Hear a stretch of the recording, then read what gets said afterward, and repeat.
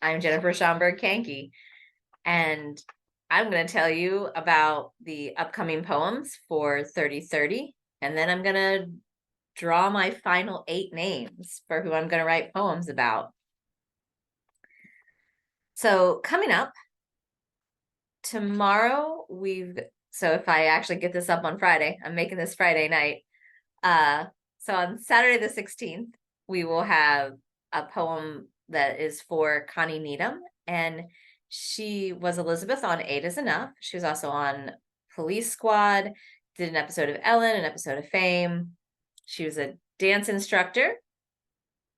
She may still be a dance instructor. And she had ovarian. She was diagnosed in 2009 and is in remission, still alive. Amazing, wonderful things to hear and to read about. People who are still alive. Love it. So you can check out my poem for her. Actually is a little different because she's a champion for early cancer detection. The poem is actually about the symptoms of ovarian cancer. And I have a separate video that is me reading that poem. And it's the only 3030 poem I'm going to do that for. So hopefully you will check that out tomorrow.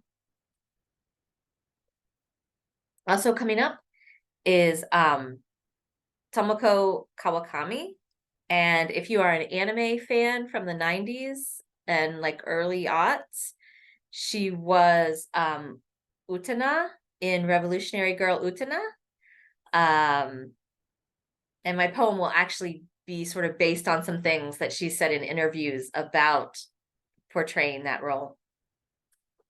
So she's a Japanese voice artist, primarily anime, but she also, so for the Japanese dubbing of Alex Mack, she played Alex Mack. So that's exciting, cool. Joan Hackett also coming up. So Joan Hackett was in things like Support Your Local Sheriff, a movie with James Garner that we watched. It was very exciting. It was very interesting. She also was in the film Only When I Laugh, which I remember watching as a kid. Don't ask why I was watching movies like that as a kid. I was very unmonitored. So I watched some sort of age inappropriate things. But she was in Only When I Laugh. We also have coming up Márcia Cabrita. She was a Brazilian comedian, TV comedian, was in some sitcoms, various plays, just a really great physical comedian, could transform herself from, a young sex pot character to a dowager countessy sort of role, with a snap of her fingers. Well, no, probably a wig and some makeup, really.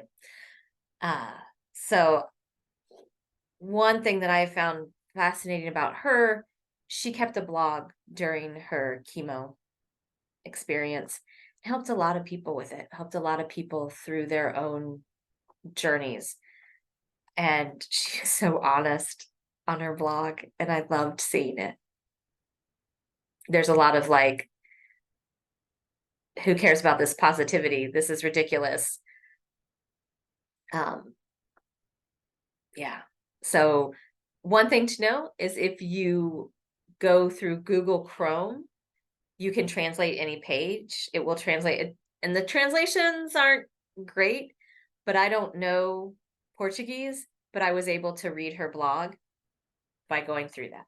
So that was exciting. Maybe I'll put a link to her blog down in the description if you are interested in reading it. So also coming up, we've got Eileen Barton. She's saying, "If I knew you were coming, I'd have baked a cake." She was on stage as just an itty bitty baby, and it seemed it seems that it was kind of as a dare. Her parents were vaudevillians, and it seems like it was a dare. That it was like, put the 2-year-old on stage. I bet you won't. Okay, we will.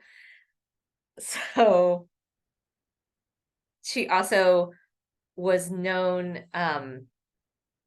as Jolly Gillette, if you are into radio history. She sang on a show and in sort of the persona of the head of Gillette Razor's daughter, because she'd ask if she could sing on the show and they'd say, no, you can't sing. And she goes, my dad's the sponsor. My daddy's a sponsor. And they're like, okay, you can sing a song. So it's a shtick, right?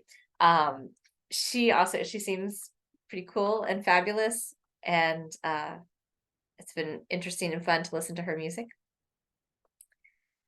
Also coming up, Lynda Gibson. She's an Australian comedian. Also another physical comedian. I was not loving Lynda Gibson's work that I was seeing. She seems like a wonderful person, and what I've read about her personal work in terms of activism that she's done, I think I would like her very much. Her comment, it was in the 90s though too, when the clips of things that I was watching, and maybe I just didn't. I was watching a show where she's she plays sort of the head, like a matron of a hospital, and it's a spoof of hospital dramas. And so I guess some of it was funny, but yeah, actually she was pretty funny because there was evil sneaking, and she like, okay, yeah, she's funny. Okay, you've convinced me. Lynda Gibson's funny. And they named an award after her. There's the Golden Gibbo Award that Australian comedians can get, and it is still in existence today, even though she's been gone for many years at this point. So that was kind of cool, right? She did she at the Melbourne Fringe Festival in 2001, she did a show about her cancer, and I could not find that online anywhere. And no, I didn't keep to my 10. Y'all know I did not keep to my 10-minute rule about how long I was going to research. I did not do, no. But I was also trying to not obsess. I was trying to keep it, within reason, just a little bit over 10 minutes. So I think if the poem, I haven't written the poem for her yet. If that poem comes out reasonably well, and I want to do more revision on it, I may see if I can figure out how to get a recording of that, but there may not be one, right? 2001, it wasn't like it is now, where everything's online and the assumption is record everything.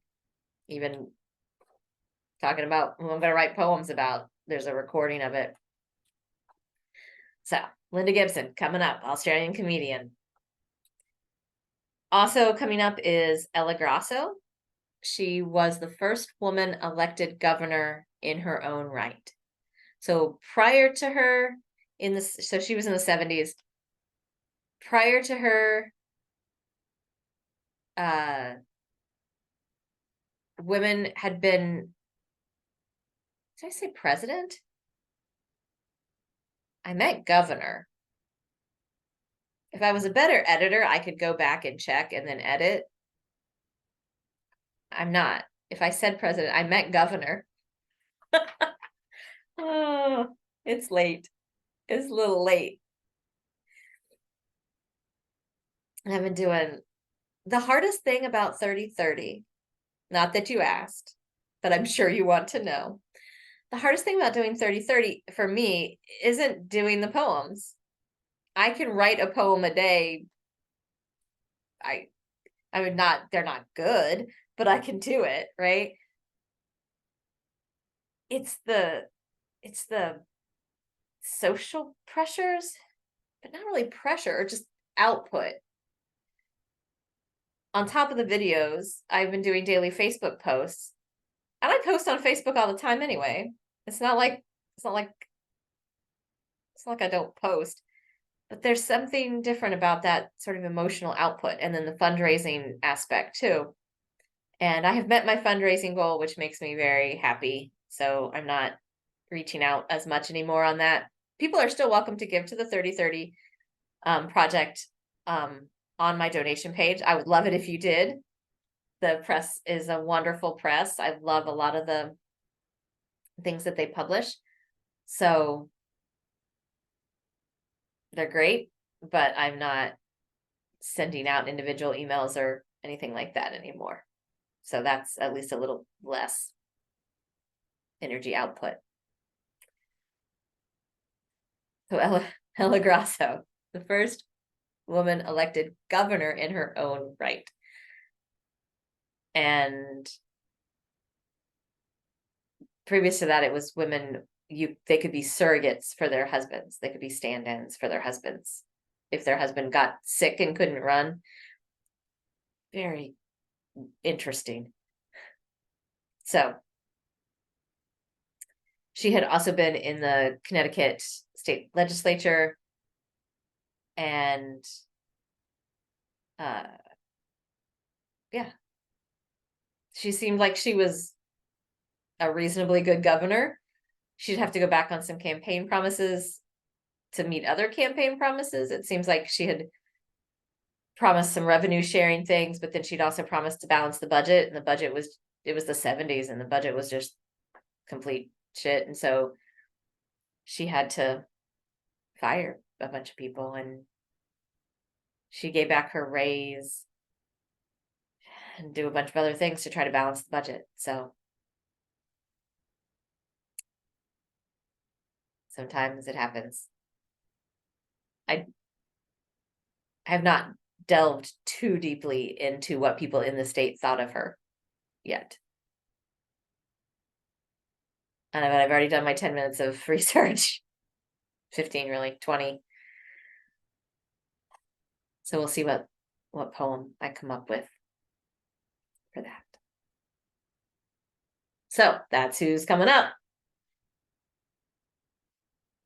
Drawing the last 8. And again, this is just for keeping me accountable. That's why I'm doing this live on camera. Well, it's not live, but you know what I'm doing it on the video and posting it. Okay. Where should I stop? What do you think? Here?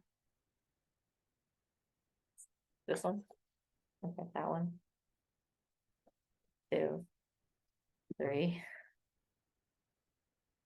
4.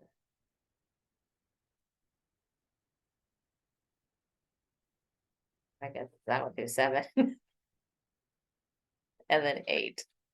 Because there are 8. I need 8 more names. Although sometimes I've been pulling out. So if there's 9. Oh, I ended up not, because I had drawn 8 last week, I ended up not doing Mary Tudor. They really cannot prove whether it was ovarian, like they can't, this many years, this many centuries later, they can't really tell. And so, I mean, maybe at some point I will do her, but not for a while. Okay. We have, oh, Nina Wong. She was the chair of China Kim Group. I'm guessing a chemistry company, some kind of laboratory. Asia's richest woman at the time of her death.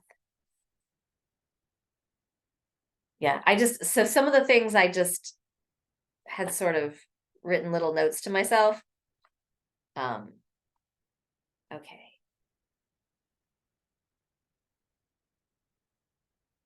I'm trying to decide what SR means, because usually that would mean senior, right? Or senator? Or does it just mean I had started to write something else and then didn't cross it out? But it's Cassandra Harris. Her daughter and mother both also died from it. Oof. Can I put this one back? No, I'm not gonna.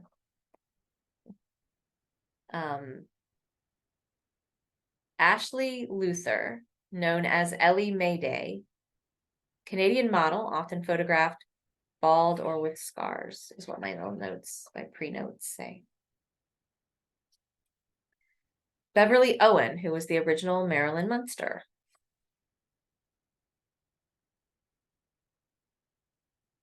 Veronica